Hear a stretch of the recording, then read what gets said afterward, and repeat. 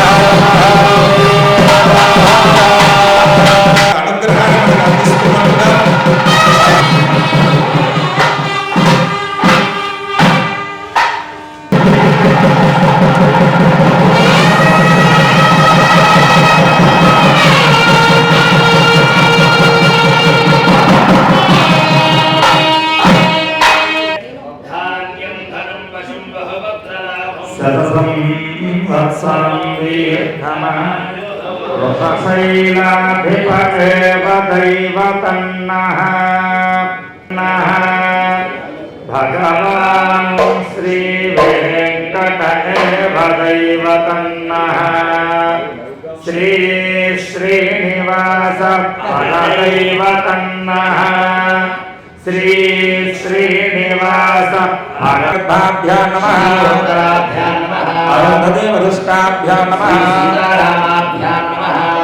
అయ్యా కొన్ని అక్షరాల పైకి వేసేయండి. సర్వేభ్యో మహాజనేభ్యో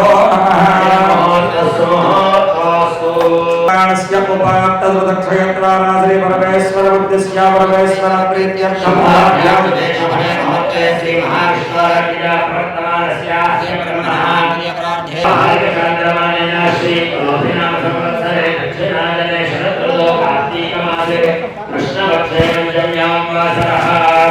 భూగర్భదోష శల్యదోష పరిహారార్థం మమ గృహే అలక్ష్మి పరిహార ద్వారా అష్టలక్ష్మి సమేత మహాలక్ష్మి స్థిర నివాస ప్రాప్త్యర్థం అస్మిన్ గ్రామే స్థితానాం బ్రాహ్మణాదీనాం సర్వే వర్ణానాం సర్వే భక్తానాం యాభిచోర దుర్భిక్షాగ్ని అతివృష్టి అనావృష్ట్యాన్ సర్వోపద్రవశాంత్యర్థో లోకాయ నమః లోకాయ నమః లింగాయ నమః లోకాయ నమః లింగాయ నమః ఏతత్స్వామస్య సౌర్యస్య ధర్మలింగద్దుస్థాపయతి వాణి మంత్రం పవిత్రం భగవతే రుద్రాయ నమో దక్షిణాగర్తాయ నమః ధాన్నం జగన్నాథంలో భగవతే రుద్రాయ నమో ధాన్యరుద్రాయ నమః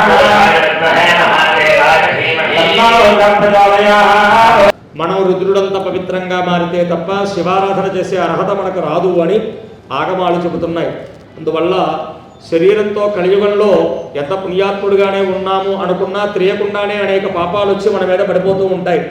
కళ్ళతో చూడకూడనివి చూడడం వల్ల, చెవులతో వినకూడనివి వినడం వల్ల, చేతులతో చేయకూడనివి చేయడం వల్ల, కాళ్ళతో వెళ్ళకూడని చోట్లకి వెళ్ళడం వల్ల, హృదయంతో ఆలోచించకూడని ఆలోచనలు ఆలోచించడం వల్ల ఇలా శరీరం అంతా పాపభూయిష్టమైపోయి ఉంటుంది.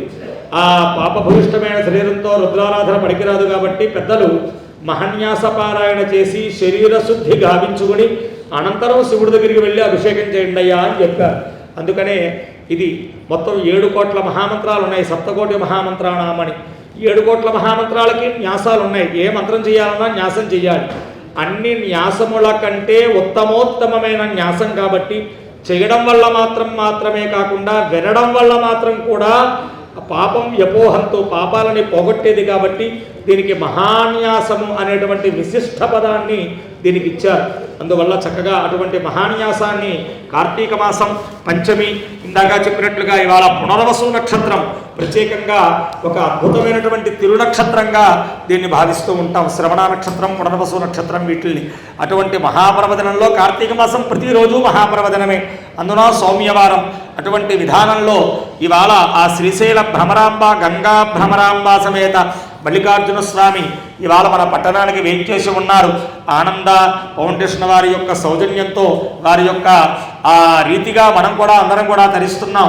ఇవాళ దాన్ని అనుసరించుకొని ఆ స్వామిని ఇందులో ప్రవేశపెడుతూ, ఎందుకంటే పార్థివ లింగం మట్టితో తయారు చేయించి చాలా అద్భుతంగా ఈ లింగాన్ని ఇక్కడ ప్రవేశపెట్టారు కాబట్టి అక్కడ ఉన్న స్వామిని ఇక్కడ దీంట్లోకి ప్రవేశపెడుతూ చేస్తున్నదంతా శ్రీశైల మల్లికార్జునుడికి చేస్తున్నట్టే. కానీ శ్రీశైల మల్లికార్జున స్వరూపక ఉమాపార్థివేశ్వర అంటాం. ఇది చరలింగములు, స్థిరలింగములు అని రెండు రకాలు. బాణములు, నర్మదా బాణం కానీ సాలగ్రామాలు కానీ వీటిలోకి ఎక్కడెక్కడ కదిపినా తిప్పినా వాడికి ప్రాణప్రతిష్ఠాపన చేయకూడదు. ఎప్పుడు దాంట్లో శివుడు ఉంటాడు. నర్మదా బాణం ఉందనుకోండి, అది మనం ఎక్కడికి పట్టుకెళ్ళినా దానికి ప్రాణప్రతిష్ఠాపన చేయకూడదు, అభిషేకం దగ్గర నుంచి ప్రారంభం చేయడమే. కానీ ఇలా పార్థివంతో తయారు చేసుకున్న లింగములు లేదా శిలాలింగములు ఇటువంటి లింగాలకి ప్రాణప్రతిష్ఠాపన చెయ్యాలి, అందులో పరమేశ్వరుణ్ణి ప్రవేశపెట్టాలి. అందుకని అదిగో ఆ ప్రాణప్రతిష్ఠాపన, అలాగే ముందు చేయవలసిన అగ్నిర్మేవాచశ్రత ఇత్యాది పూర్వకాలార్చన ఇవన్నీ వారు చేస్తారు. అభిషేకం దగ్గరికి వచ్చేటప్పటికి మీ అందరూ వెళ్ళి ఇక్కడ ఏకవార రుద్రాభిషేకం స్వామికి చేస్తున్నాం. మనకున్న సమయం తక్కువ, చాలా కార్యక్రమాలు మనం పెట్టుకున్నాం కాబట్టి నమకము, చమకము, పురుష సూక్తము, దశాంతులు, సామ్రాజ్య పట్టాభిషేకము ఇవన్నీ కూడా ఒక్కసారి ఏకరో పెడుతూ అనేక రకాల ద్రవ్యాలు, అనేక రకాలను అనడానికి వీళ్ళు ఎదుట చాలా పెట్టాలనుకుంటే అహంకారం. సంభవద్భిర్ద్రవ్యై ఎన్నెన్నో పెట్టాలన్నారయ్యా. స్వర్ణ భస్మం కూడా అభిషేకం చేయమనుంది స్వామికి. అన్ని పెట్టగలనా? పగస, సర్పిష, దద్ధన, మధుచ, ఇక్షురసేన, ఆమ్లరసేన, నారికేలోదకేణ, ఫలోదకేణ, పుష్పోదకేణ ఎన్నో చెప్పి ఆఖరికి శుద్ధోదకేణవా. ఇవేం చేయలేకపోతే నీళ్ళన్నా పోయగలవా? అవన్నా పోయి సంతుష్టుని అవుతాను నేనన్నాడు ఆయన. అందుకని ఎన్నెన్నో పెట్టాలి. కానీ మనం సంభవద్భిర్ద్రవ్యై దొరికిన పదార్థాలు పెట్టుకున్నాం. సంభవద్భిరుపచారై ఎన్నెన్నో ఉపచారాలు చేయాలన్నారు, చెయ్యగలిగిన ఉపచారాలు చేస్తున్నాం. సంభవిత నియమేణ ఎంతో నియమం ఉంది, కానీ చెయ్యగలిగిన నియమాన్నే పాటిస్తున్నాం అని చెబుతూ స్వామికి ఆ పంచామృతాలు, ఫలరసాలు, సుగంధ ద్రవ్యాలు, శుద్ధోదకం వీటన్నిటి చేత ఆ అభిషేక కార్యక్రమాన్ని చేయబోతూ ఉన్నాం. అదిగో కలశారాధన చెయ్యాలి అంటారు. ఆ కలశానికి అభిమంత్రం చేసి కలశ కార్యక్రమాన్ని, కలశ పూజా కార్యక్రమాన్ని చేస్తున్నారు. అలాగే అగ్నిర్మేవాచశ్రిత ఇత్యాది మంత్రాలని చెప్పారు. ఇందాక మహన్యాసంలో చెప్పుకున్నాం. దేహ దేవాలయ ప్రోక్త జీవో దేవస్సనాతన త్యజేదజ్ఞాన నిర్మాల్యం సోహం భావేన పూజయేతు. శివలింగ అభిషేకంలో ఓ నియమం ఉంది. అభిషేకం ప్రారంభించేప్పుడు అప్పటికే అంత క్రితం అభిషేకం చేసుకు వెళ్ళిన వారు లేదా పొద్దున్నే జరిగిన అర్చనో ఏదో ఒక నిర్మాల్యం అలా శివుని నెత్తి మీద ఉంటుంది.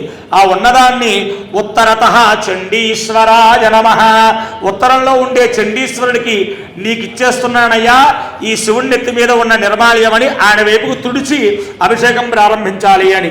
కానీ వేదాంతంగా అర్థం ఏం చెబుతారంటే, ఏదో ఆ శివుడి నెత్తి మీద ఉన్న నిర్మాల్యం తీసేయడం కాదురా, అసలు ఎక్కడికో వెళ్ళాను అక్కడ శివుడున్నాడు కాదు. దేహ దేవాలయ ప్రోక్త, నీ దేహమే దేవాలయం అనుకోవాలి. జీవో దేవస్సనాతన, లోపల ఉన్నటువంటి జీవుడే దేవుడిగా భావించాలి. త్యజేత్ అజ్ఞాన నిర్మాల్యం, ఏవో పుష్పాలు తుడిచేయడం కాదు, నీలో ఉన్న అజ్ఞానాన్ని తుడిచేసేట్లుగా భావన చేయాలి. సోహం భావేన పూజయేతు, నేనే నువ్వు, నువ్వే నేనయ్యా, ఎక్కడ ఉన్నవాడివే అక్కడ ఉన్నావు అన్న భావనతో పూజ చేయాలి అని మహన్యాసం అంతా చెబుతోంది. అందుకే ఈ లింగారాధన ప్రారంభించేటప్పుడు ఒక్కసారి ఆత్మానం ప్రత్యారాధయేతు అంటారు. ఇలా చేపెట్టి ఈ లోపల ఉన్న జీవేశ్వరుడికి అధయనం గంధాక్షత పత్ర పుష్పధోపది పనైవేద్య తాంబూలైరభ్యర్చ ఇది భావయేత్ అంటారు. ఒక్కసారి చెయ్యిలా పెట్టి లోపల ఉన్న ఆత్మలింగానికి పరమేశ్వర నువ్వు నాలో కూడా ఉన్నావు, ముందు నీకు అర్చన చేస్తున్నానయ్యా అని ఇలా భావన చేసి తర్వాత బాహ్యంగా ఇక్కడ ఉండేటువంటి శివలింగానికి అర్చన చేయాలన్నారు. అదిగో అటువంటి రీతిగా ఆ శివలింగానికి ప్రాణప్రతిష్ఠాపన కార్యక్రమం పూర్తయి అర్చనా కార్యక్రమాన్ని చేస్తున్నారు. ఇక్కడ పరమేశ్వరుడు అభిషేక ప్రియ శివ, అలంకార ప్రియో విష్ణు, నమస్కార ప్రియో భాను, ఇలాగే మూడు చెప్పాక ఇంకోటి కూడా చెప్పారు, బ్రాహ్మణో భోజన ప్రియ అన్నారు. నమస్కారాలు ఎన్ని చేస్తే అంత ఆనందించేటువంటి వాడు సూర్యనారాయణమూర్తి, ఎంత అలంకారం చేస్తే అంత ఆనందించేవాడు విష్ణుమూర్తి, ఎంత అభిషేకం చేస్తే అంత ఆనందించేవాడు పరమేశ్వరుడు. చివరిది మాకు వచ్చేసండి, మాకు అర్థమైంది అనుకోకండి. బ్రాహ్మణో భోజన ప్రియ అంటే భోజనం అంటే ఇష్టమైన వాడు బ్రాహ్మణుడు కాదు. బ్రాహ్మణ భో జనప్రియ. చాలా మంది జనులు ఎప్పుడూ బాగుండాలని కోరుకునే వాళ్ళు బ్రాహ్మణులు అన్నారు. అందుకే పౌరోహితుడు అంటారు. అటువంటి రీతిగా అభిషేక ప్రియుడు ఆయన. ఆయనకి ఆ దేవతలందరూ కూడా, ఆ దేవతలు రాక్షసులు అమృతాన్ని మధిస్తున్నప్పుడు ముందుగా హలాహలం పుట్టింది, అమృతం పుట్టకుండా. ఆ హలాహలానికి లోకమంతా దగ్ధమైపోతూ ఉంటే ఆ విషాన్ని భరించేవారెవరు అంటే శంకరుడు మాత్రమే కనబడ్డాడు. అందరూ ఆయన దగ్గరికి వెళ్ళి వేడుకుంటే ఒక్కసారి అమ్మవారి చేసి చూశాట. ఏమిటి విషం మింగేయమంటున్నారు? మింగనామరి అని అమ్మవారి పోతన గారు చెబుతారు. మృంగడిది గరళమణి మృంగడి వాడు విభుండని మేలని ప్రజకు మృంగమణియ సర్వమంగళ మాంగళ్యంబున్మది నంద నమ్మినదో అంటారు.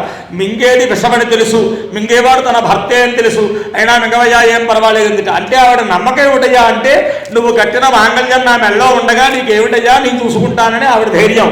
అటువంటి ఆ విషాన్ని స్వామి మింగినప్పుడు ఆయన అందరి బాధలు పోగొట్టేవాడు, ఆయనకి ఏం బాధ లేదు. కానీ నటించాట దేవతలని పరీక్షించడం కోసం. ఈ హలాహలం తాపం భరించలేకపోతున్నాను అని దేవతలను అర్థం చేసుకోవాలి కదా, ఆయనకి బాధ ఏమిటి అని. కానీ వారు సమర్థులం కదా అని ఏదో గంగ తెచ్చి నెత్తి మీద పెడదాం, అలాగే సర్పాలన్నీ మెడలో పెడదాం, చందనాలు లేపనం చేద్దాం, ఇలా ఎన్నెన్నో ఉపచారాలు చేశారు. అయినా ఆయనకి తగ్గినట్టుగా ఆయన ఏమీ అలా చూపించలేదు.